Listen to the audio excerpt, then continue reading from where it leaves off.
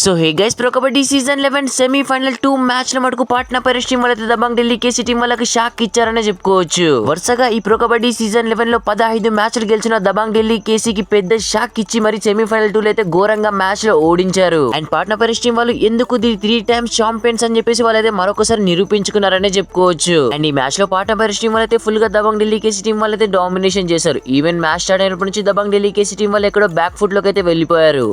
First minutes of the game లో దేవాంగ్ అద్భుతంగా performance కనబరుచుకుంటూ వచ్చాడు. Even Dabang Delhi team defence కూడా కొంచెం వీక్ గా కనిపించింది. సో ఏదైతే లాస్ట్ 15 మ్యాచెస్ లో దబాంగ్ ఢిల్లీ కేసీ డిఫెన్స్ ఉండిందో ఆ డిఫెన్స్ అయితే ఈ మ్యాచ్ లో అసలు ఉండింది లేదు. First 10 minutes of the game లో నవీన్ ఎక్స్ప్రెస్ కూడా అంత మంచిగా పర్ఫార్మెన్స్ అయితే కనబరచలేదు. Even Dabang Delhi KC team వాళ్ళైతే ఈవెన్ ఫస్ట్ హాఫ్ ఇంకొన్ని నిమిషాల్లో ముగుస్తున్నప్పుడు కూడా చాలా కష్టాల్లో కనిపించారు. పాట్నా పైరేట్స్ టీం వాళ్ళైతే ఫస్ట్ హాఫ్ లో ఆషు మాలిక్ నవీన్ ఎక్స్ప్రెస్ ని ఆపడంలో మంచిగా సక్సెస్ అయ్యారనే చెప్పొచ్చు. అండ్ వాళ్ళ రైడర్స్ అయినటువంటి Ayan and Devang first half లో అద్భుతంగా పర్ఫార్మెన్స్ అయితే కనబరిచారు. ఈవెన్ వాళ్ళ డిఫెన్స్ కూడా మంచిగా పర్ఫార్మెన్స్ అయితే కనబరిచిందని చెప్పొచ్చు. ఈవెన్ ఫస్ట్ హాఫ్ లో దబాంగ్ ఢిల్లీ కేసీకి ఎటువంటి ఛాన్స్ కూడా Patna pirates team defence and riders అయితే ఎట్టి పరిస్థితిలో ఇవ్వలేదు. అండ్ మ్యాచ్ లోకి అయితే వాళ్ళకి రావడానికి కూడా అవకాశం అయితే ఇవ్వలేదు. అండ్ ఈ మ్యాచ్ లో దబాంగ్ ఢిల్లీ కేసీ పై అయితే పాట్నా పైరేట్స్ టీం వాళ్ళు స్పెషల్ ప్లాన్స్ తో అడుగు పెట్టినట్టుగా కనిపించింది. ఈవెన్ ఫస్ట్ హాఫ్ ముగిసేసరికి బోత్ టీమ్స్ ఒక స్కోర్ వచ్చేసి పాట్నా పైరేట్స్ టీం స్కోర్ వచ్చేసి 17, దబాంగ్ ఢిల్లీ స్కోర్ వచ్చేసి కేవలం 10 పాయింట్స్. ఒక బిగ్ మార్జిన్ 7 పాయింట్స్ లీడ్ తో అయితే పాట్నా పైరేట్స్ టీం వాళ్ళు ఫస్ట్ హాఫ్ అయితే ఎండ్ చేశారు. ఈవెన్ సెకండ్ హాఫ్ స్టార్ట్ అయిన తర్వాత కూడా దబాంగ్ ఢిల్లీ కేసీ టీం అయితే చాలా ఫ్రెషర్ కనిపించింది. ఈవెన్ సెకండ్ హాఫ్ లో కూడా Patna pirates team raiders and defence Dabang Delhi కేసీకి అంత ఈజీగా మ్యాచ్ లోకి రావడానికి అవకాశమే ఇవ్వలేదని చెప్పొచ్చు. బట్ ఇంకా 15 మినిట్స్ గేమ్ ఉందనగా ఆషు మాలిక్ మాయ అయితే ఈ మ్యాచ్ లో స్టార్ట్ అయిపోయింది. ఒక్కసారిగా దబాంగ్ ఢిల్లీ కేసీ టీం వాళ్ళైతే పాట్నా పైరేట్స్ టీం అయితే ఆల్అౌట్ చేశారు. ఒక మెగా సెమీఫైనల్ మ్యాచ్ లో అద్భుతంగా కంబ్యాక్ చేశారని చెప్పొచ్చు. Last 10 minutes of the game లో మటుకు దేవాంగ్ ని అద్భుతంగా దబాంగ్ ఢిల్లీ కేసీ డిఫెన్స్ అయితే ఆపింది. బట్ ఈ మ్యాచ్ లో మటుకు దబాంగ్ ఢిల్లీ కేసీ డిఫెన్స్ వాళ్ళు దేవాంగ్ ని ఆపినా కానీ అయాన్ అయితే ఆపలేకపోయారు. అయాన్ చెలరేగిపోయి రైడింగ్ లో అయితే పర్ఫార్మెన్స్ కనబరిచాడు. ఈవెన్ తన లెఫ్ట్ రైడర్ కాబట్టి తనకైతే మంచి అనుకూలంగా అయిపోయింది. అండ్ దాంతో అయితే అయాన్ క్రంచ్ సిచువేషన్ లో పాయింట్స్ అయితే తీసుకొచ్చాడు. ఈవెన్ దబాంగ్ ఢిల్లీ కేసీ పై అయితే చాలా ఫ్రెషర్ అయితే పెంచాడు. ఇంకా ఒక మెగా సెమీఫైనల్ 2 లో మటుకు Patna pirates team and Dabang Delhi KC team మధ్య కేవలం 34 సెకండ్స్ మ్యాచ్ మాత్రమే ఉండింది. ఆ 34 సెకండ్స్ మ్యాచ్ లో మటుకు దబాంగ్ ఢిల్లీ కేసీ రైడర్ అయినటువంటి నవీన్ ఎక్స్ప్రెస్ అయితే రైడింగ్ వెళ్ళాడు.